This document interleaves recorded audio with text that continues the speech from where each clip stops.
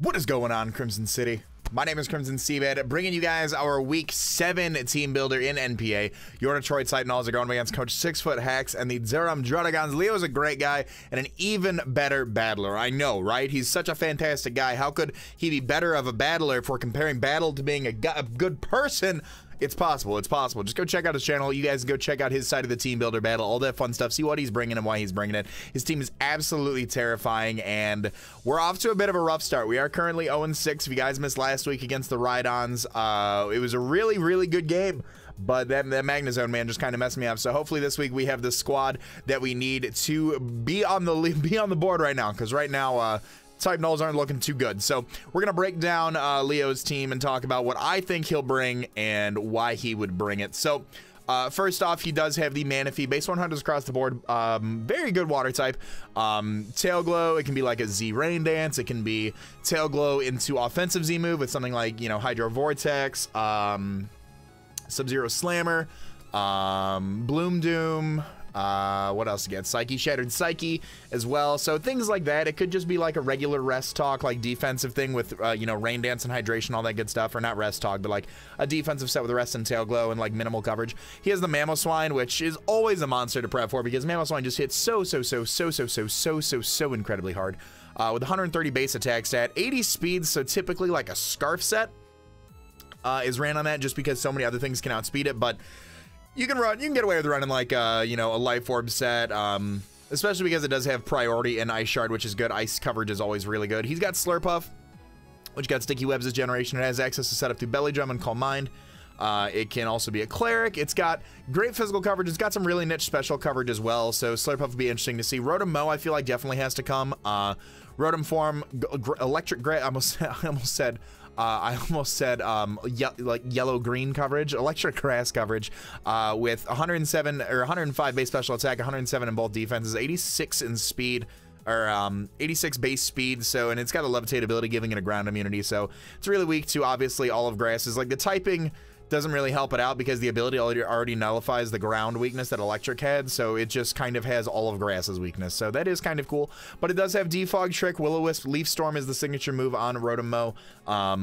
You know, Thunder, Thunderbolt, Volt Switch, all that good stuff. He's got the Quillfish as well, which is a really good poison type Pokemon. I could definitely see something like Quillfish coming if he does bring it, just because A, that is his only poison type. And I feel like he would need a way to kind of help out with Mega Altaria just a little bit. I know he's got the Steelix and I know he's got the Mamo, but I feel like Steelix defensively checks Mega Altaria a little bit better, and Mamoswine can be, you know, I can be EV'd to take an Ice Shard or something like that. So I definitely think Quillfish could show up this week. I can set up Spikes, I can set up Toxic Spikes. I believe it gets Destiny Bond. Somebody tell me in the comment section if I'm wrong. Intimidate, really good Intimidate user. It also has poison points, so physical contact, does have a chance to poison. It has Swift Swim for whatever reason. If he brings rain, it doubles its speed. He, like I said, he's got the Steelix right there, which is so very physically bulky, so typically you see a lot of special defense run on those things. Stealth Rocker, it's got the sturdy ability. He could also run like a Sheer Force Life Orb offensive Steelix with like Earth Power and Flash Cannon. I have seen those sets run. I don't know how practical it is in this matchup, but it is something to note. Steelix definitely could come. Mega Gallade, 165 base attack, 110 base speed. I guarantee the Mega Glade will show up. If I had to guarantee 3 Pokemon to show up, I would say the Mega Gallade, and I'm going to write these in my notes just so when I end up going through this, just so when I end up going through with the team builder and all that, when we have the battle, I'll see how close I was. But if I had to pick 3 Pokemon that would show up, it'd be Mega Gallade, Mamoswine, and Rotom Mow. Mega Gallade just hits so hard, it gets priority in Shadow Sneak. It has the Inner Focus ability, so it cannot be flinched. And then prior to Mega Evolution, it does have Justified, so if it switches in on a Dark type move, they have raised the attack stat by 1, and that is not good because that is a free +1 on a Mega Gallade. So, and we really don't have too many switches to that, so we'll talk about that here in a bit. But Druddigon could also come. I'd probably say Druddigon over Hydreigon shows up because Druddigon's just a little bit more bulky. Just a little bit tankier than Hydreigon, in my opinion. It does get boost from the Sheer Force, but I also think because of Rough Skin, it could show up. Stealth Rocker gets Glare. Sheer Force Elemental Punch is also cool, but like I said, Rough Skin also like a defensive set I can see showing up. He's got the Pyroar, very fast fire normal type Pokemon with 109 base special attack. The coverage isn't too crazy, like Hidden Power Hyper Voice Fire move is what I could anticipate. Xatu is a magic bouncer, so that does deter me a little bit from hazards. If you see Xatu, I'll be a little bit more reserved on going for hazards. as well as status moves that I may or may not be bringing. But Psychic Flying type gets some pretty cool coverage. Psychic, Heat Wave, Grass Knot, all that good stuff. It does have U-turn pivot, reliable recovery with Roost. And then the Hydreigon. Like I said, I don't think Hydreigon's going to show up. I think it's going to be Druddigon over Hydreigon, but in case the Hydreigon comes, we are prepared. Base 98 speed, so typically, like I said, with Mamoswine, you see stuff with like a Scarf just because we do have faster Pokemon on the team. If I see those, I'd more than likely say that they are Scarfed. Dark Dragon Stab, it's got some really cool coverage moves, things like Flash Cannon, things like Earth Power, Belch, all that fun stuff. You know, Poisonium Z for something like Mega Altaria if he does bring it, so just some things like that. It does get Defog now in Ultra Sun and Moon, and I believe it also does has access to Roost as well. Some things to note on his team: he has 3 Rockers in the form of Mamoswine, Steelix, and Druddigon. He has a Spiker and a Toxic Spiker in the form of Quillfish. He has no Rapid Spinning on his team. He does have 3 Defoggers in the form of Rotom, Mo, Zatu, and Hydreigon, and he has a Cleric in the form of Slurpuff. So, all that aside, we'll go ahead and talk about our team here really quickly. First things first. We are bringing Ferdinand. Ferdinand, man, I love me some Tauros. I love Ferdinand. I'm gonna sip on this coffee real quick because I'm cold and sleepy, and coffee does that for you. So, well, prevents that for you, counteracts that, something, I don't know. Ferdinand, Life Orb, Sheer Force, Tauros with Body Slam, Fire Blast, Iron Head, and Workup. 252 in attack, 4 in special attack, 252 speed with a naive nature. Fire Blast helps with the Steelix. Fire Blast also hits the Rotom, obviously, even though Rotom still doesn't want to take a Life Orb, Sheer Force, Body Slam. Other than that, Body Slam hits everything on his team. That's all I need. Fire Blast hits everything else. Obviously, the Pyroar appreciates that. And then Iron Head helps out with the Mamoswine for super effective coverage as well, just in case. We will be faster than that, provided he is not Scarf. We'll go ahead and talk about some calculations here, just so you guys know just exactly what everything is doing and why they're doing it. We talked a little bit about Steelix coming. If he is like a max HP set, Fire Blast is a 2-hit KO. If he thinks that's a switch in, if he brings the Rotom, yeah, again, Body Slam after Rocks actually has a chance to knock him out, but Fire Blast still does good damage. And that's also not assuming we don't have a workup up. If we have a workup up, it's just kind of game from there. So as far as like trying to find a switch in, you need to go into a Scarfer if I get a workup off. And then what was the other one that I talked about? The Mamoswine with Iron Head.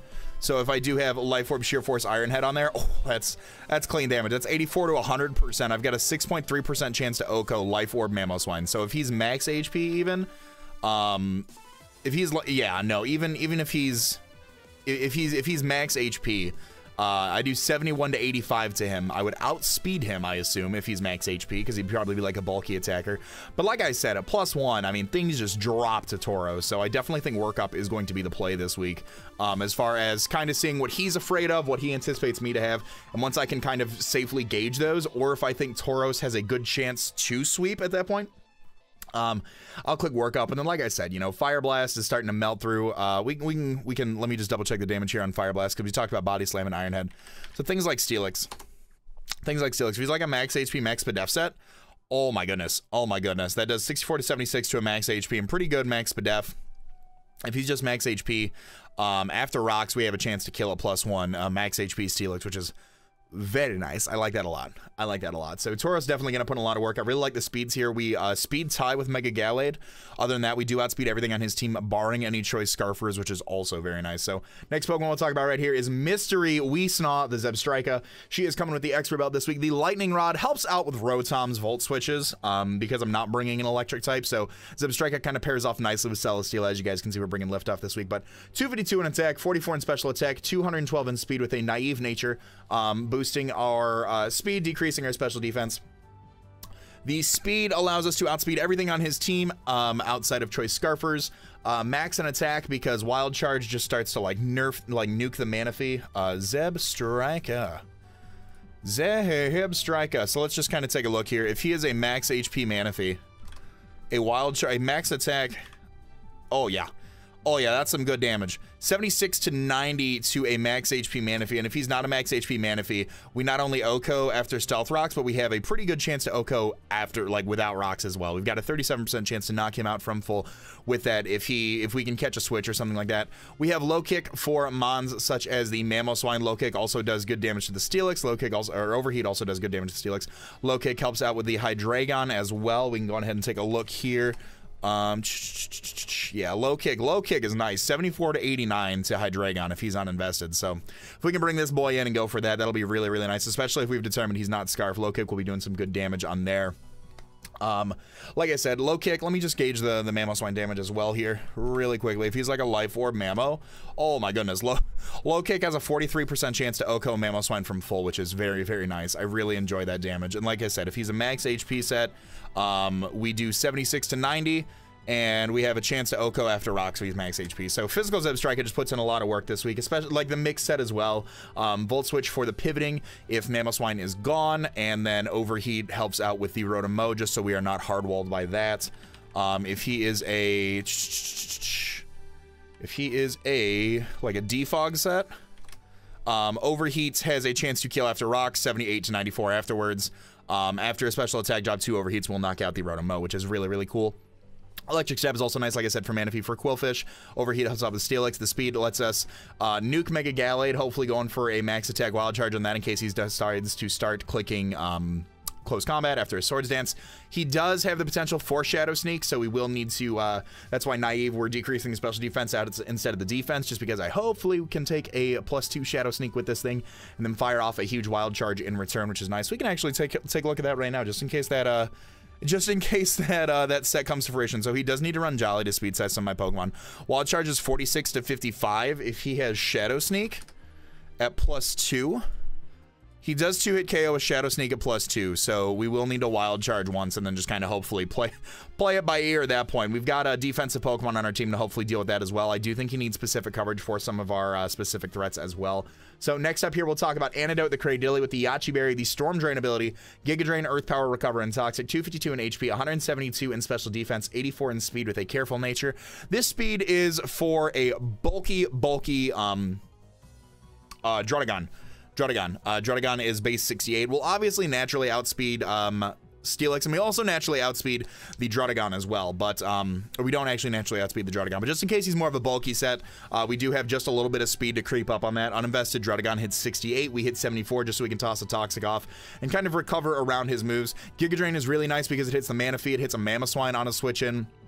Giga Drain does damage to Steelix as well as the Earth Power. Earth Power is also going to be doing some damage on that thing as well. Earth Power hitting the Quillfish too. Quillfish can't really do too much to us, which is really cool. This also does kind of draw in the Xatu a little bit if he does bring it. So if he does bring Xatu on the Cradily, I might just kind of double right out the gate and see what he wants to go for right there into something like Mystery. The Yachi Berry is not for Mamoswine. The Yachi Berry is for the Manaphy in case it gets a Tail Glow Up and goes for that. We can talk a little bit about that kind of damage right there. And the reason being, if he is like a Scarf, if he's, I'd anticipate like a Life Orb Mamoswine. So Giga Drain actually 2-hit KOs. Icicle Crash 2-hit KOs even through the Yachi Berry, but Mamoswine also gets things like Superpower and Iron Head, which he could pack as coverage for the Cradily. Something like Superpower could be good for the Tauros as well. Obviously, Earthquake hits really, really hard. But just in case he does bring it, you know, because of the weaknesses and the coverage moves that it does get, I don't think I'll ever stay in on Mamoswine unless I know for a fact, like, more so about his set and depending on where I'm at overall in the match. I do want to keep that Yachi Berry around for Manaphy. If he is a, you know, typical like max special attack, max speed Manaphy, we do, we 3-hit KO him with Giga Drain, and then things like Ice Beam, even after, yeah, so Ice Beam does 16 to 19 to us. At +3, we take one of those as well. It's a 3-hit KO at +3.